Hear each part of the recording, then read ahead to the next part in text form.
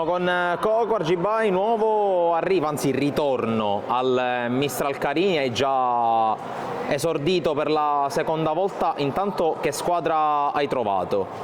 Allora, mi sono trovato una squadra veramente compatta, ci sono ragazzi nuovi, però mi fa piacere pure conoscere e giocare con loro e veramente mi sono trovato bene.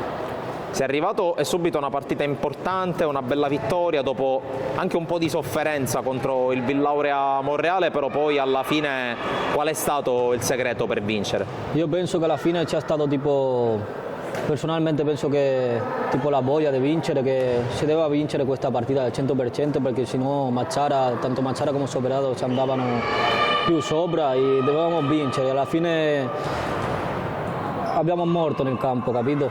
Fino all'ultimo eravamo là. Sei andato via dopo aver vinto la C1, torni con la squadra in corsa per vincere la Serie B, ovviamente il tuo obiettivo è quello di vincere alla fine.